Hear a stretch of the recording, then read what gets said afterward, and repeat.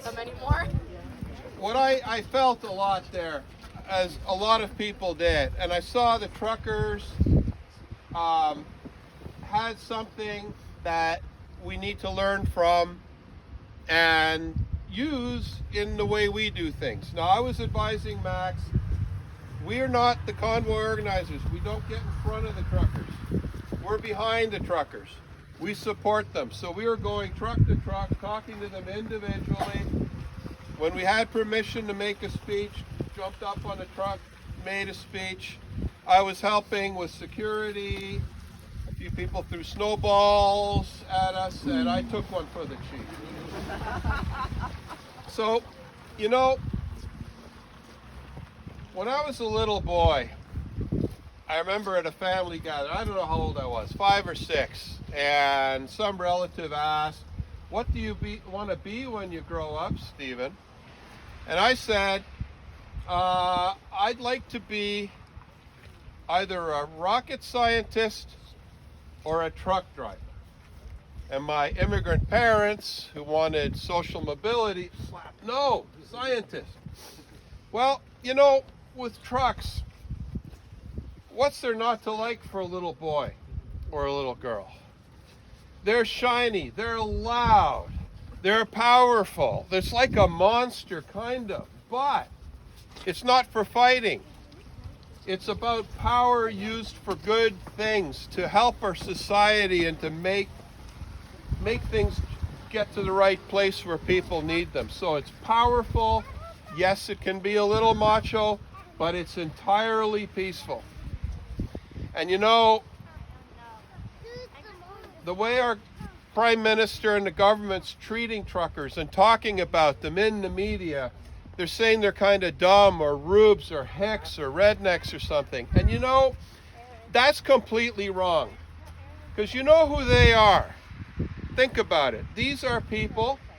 Now, when I was a boy, it was only men pretty much, but now it's women too. These are good, hardworking Canadians, but they have something that a lot of us in the modern media age and the age of clutter and information flying in all directions, you know what they have? They have hours and hours and hours alone with their thoughts.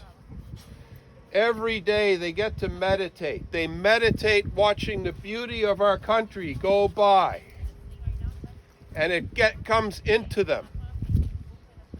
When do they drive through a wealthy neighborhood? Hardly ever. They drive through neighborhoods where life is a little harder. But they drive through neighborhoods where people hustle to get ahead. They have to work. They meet other working people. They don't deal with the elites. They have time to think. They have more time to think than most of us do. And collectively, them as a group, or at least the philosophy tending ones of their group, decided to do something, and they went to Ottawa because they felt inside that something has gone completely wrong. And let's not worry about whether their message was exact or that it was precise. Now, it started over a really unnecessary law. Like, truckers have been considered essential workers from the start of the pandemic. They were given an exemption from the vax stuff to cross the border and get things done. And now, at the end of this, they slap a new rule on. This is pure punishment. This is pure signaling. This is purely to say, you're no good. And they didn't like it. So they went to Ottawa. They drove through the country. The overpasses were filled with people. And the message was joyous. It was positive. Because people like us, with a more libertarian bent, we're the happy ones right now. Now, we've seen some bad things in the last few days, and we should never be complacent about it or happy about it. But, you know, against the powers that are trying to, I don't know what they're really trying to do to us, living well is the best revenge. Let's stay cheerful, because we're getting our message out. People have seen it.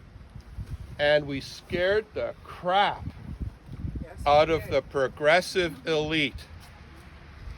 We have exposed the weakness in the way they view the world for all to see. And even with the media projecting this bad off way of looking at the world, we've got a crack in there. The light is getting in.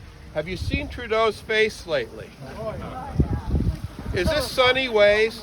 No, I feel sorry for the guy, because this is what happens when a sorcerer's apprentice gets in over his head and screws it all up. Now, they were not fighting, they weren't fighting people, because you know what their problem is? That whole cluster of woke, so-called progressive people, they see symbols. They see a dumb flag. They see another dumb flag. They hear a rumor. Their side has so many conspiracy theories that tinfoil hatism is theirs now. They can take it. And I think what they don't see is people. They view the world as a bunch of caricatures. It's some kind of Potemkin Disney world of happy, woke, diversity, inclusive, the equity, or DIE is what that acronym ends up being. And there's a crack in it, and it's just not computing. Now, there's going to be investigations. You heard the finance guy say, well, there was Trumpism there and foreign money. All these boogeymen that are white supremacists and racists. Well, now they're going to find out there weren't any, or if there were, there's trivial numbers. And you know what? It's not against the law to be a racist, by the way. Don't recommend it, but you don't go to jail. It's what you do, right? So, well, I was in Ottawa. I didn't see anyone doing anything bad. I remember walking down the street with Todd. Todd, raise your hand. He's our riding director for the party here in Simcoe North. And when you heard the horns across the city, the trucks all honking, what it sounded to me was like an orchestra warming up. It had that sound, okay? Now they've done their part. And they showed the world that all the lies were lies because they peacefully left. Sometimes the media showed that, but in the end, they refused to fight. They weren't going to take the bait. They weren't going to jump into the trap. And they left. So now what? Here's the thing. I know people are enthusiastic and they say, hold the line and let's keep fighting. True. But this has multiple fronts. Sorry, kids. The solution to this is political. If you don't want this crap to happen again, it's not just knock this one down or get rid of Trudeau. We have to put in something better. And it's not going to be easy, especially with the way the media is dealing with the most important issues of the day. We have to break that stranglehold. We're the People's Party. It's about you. You have to be our CBC, citizen by citizen. If all of you talk to your neighbors and convince 10 people that the PPC has the right answers to govern this country, we will win. And it's better when you do it than if I do it, because I'm a politician. And you know what politicians are like. Nobody trusts them.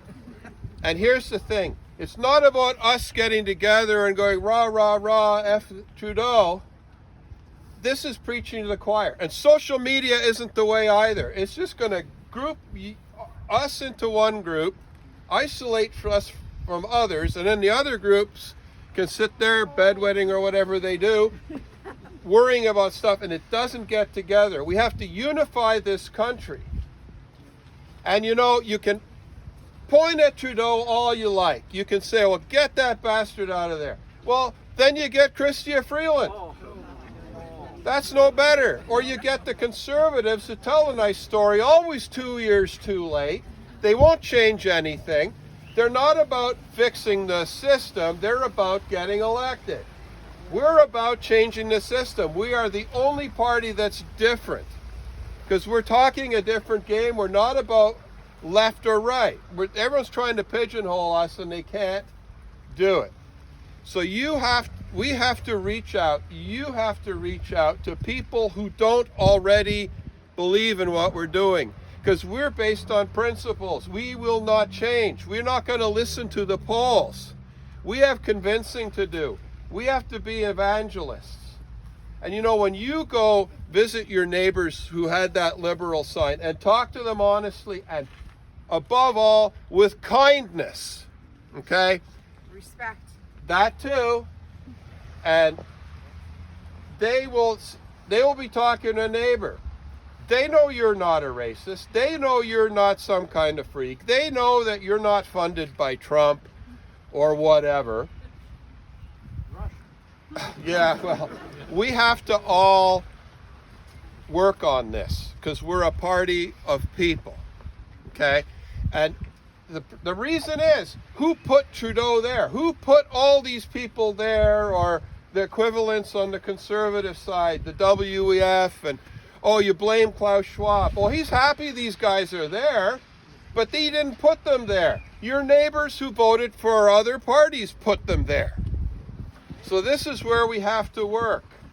It's harder for us. We don't do the easy route. It's not available to us. The truckers sounded the alarm, and it was heard around the world. Now the work begins, because the PPC is not a protest party. We are now a party preparing to govern. And we're talking about the things that are important to Canadians, and we're listening to Canadians. So we need to tell Canadians what we want to do, not what some other person thinks we might want to do. We're not easy to categorize. You can't categorize us because we're new. We're not exactly like anything else. And they're going around trying to say, well, they're like this or like that. Well, some aspects of us are a bit conservative. Some aspects of us are like classical liberal. We're very libertarian. And, you know, there's a debate of how does libertarianism fit in and what is it like? Well, you know what it's like? It's what happened in Ottawa. People got together without centralized control, exerted their freedom, had a party. Some people provided food. Some people set up a bouncy castle. Other people just partied and waved flags. This was a demonstration, not a protest. It was a demonstration of how when people left to their own devices, being totally free, without restriction, how do they behave? Do they start beating each other up? Is it a Darwinian all against all death match? No. It's the kindest thing you can imagine. If you let people be natural, they're going to naturally be good to each other. And now if there's somebody who gets out of line, they're taken care of very quietly and kindly if need be, and it's all good in the end. The feeling was great. To show that people need to understand, the government needs to understand, people left alone will do just fine. We are adults. Some of us will someday soon be an adult. And I trust you to be good. She's awesome. Yeah. Oh, wait, so if I get elected, I'll tell it. If you want, I'm all on your side. You know how to be good. So please, reach out, communicate. We're the happy ones. Freedom's good for everybody. Everybody's welcome. I get a lot of people coming up to me. I say, you used to vote for this party, that party. We're not like the club for extra grouchy conservatives. There's ex-NDP, ex-Green, ex-Liberal. They're among us now. I like to hear everybody's story. We're a new thing, and we're going to be a lot better. We need to get elected. Even Elon Musk said to somebody despairing, what do we do? What do we do? You guys need an election. And that's how we do it in Canada. The next step is to use the system for good, not bad. The system's there, the electoral system. Let's use it to do something better. I look forward to meeting all of you on and on.